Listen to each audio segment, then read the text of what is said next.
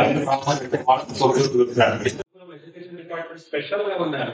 ఇప్పుడు దాకా ఎవరో ఒకరు ఉంటారు. ఇక్కడ చోట ఒక టీచర్ ఏదో పాయింట్ చేస్తుంటారు. ఇప్పుడు అట్లాగే అస్సలు రాలేదు. ఇన్ఫాక్ట్ కళ్యాణ దుర్గంలో మధ్యరాత్రి దాటి 1 గంట దాకా జరిగింది.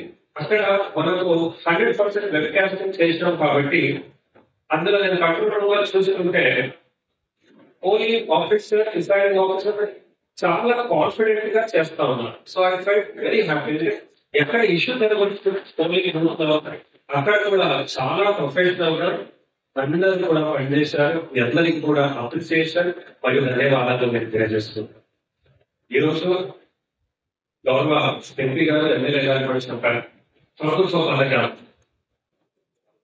విద్యా శాఖానికి గౌరవ నారా లోకేష్ గారు మంత్రిగా ఉన్నారు.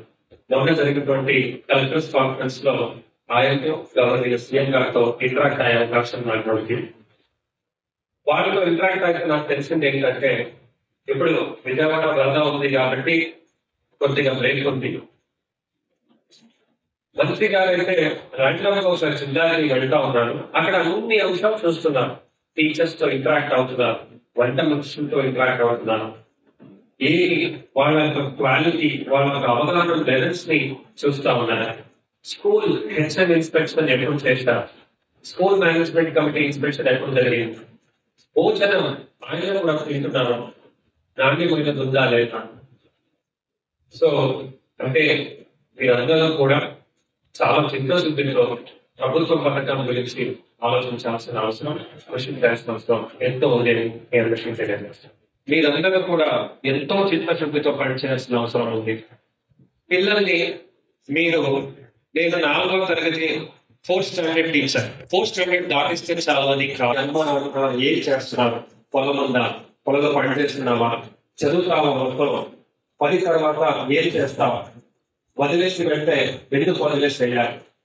అలాగే మన జిల్లా ప్రజాప్రతినిధులు కూడా ఈ అకాడమిక్ ఇయర్ స్టార్ట్ అయినప్పుడు చాలా మంది వచ్చి నాకు చెప్పారు, రెసిడెన్షియల్ స్కూల్ సీట్ సరిపోవట్లేదు సార్, ఇంకా కావాలి. ఇక్కడ వలస వెళ్తారు పేరెంట్స్, పని నిమిత్తం బెంగళూరుకో హైదరాబాద్కో ఎక్కడికో వెళ్తారు. వెళ్ళినప్పుడు పిల్లలకి నీరెడ్ తల్లిదండ్రులుగా చూసుకోవాల్సిన అవసరం మన జిల్లాలో ఉంది. అప్పుడు వాళ్ళు రెసిడెన్షియల్ స్కూల్స్ లో వెళ్ళిపోతే వాళ్ళు సేఫ్ గా ఉంటారనే ఒక భావనతో అది కూడా గవర్నమెంట్ సీఎం గారి దృష్టికి తీసుకెళ్తే వెంటనే 183 గురుకుల సీట్స్ శాంక్షన్ చేశారు. అది ఎక్కడ ప్రభుత్వం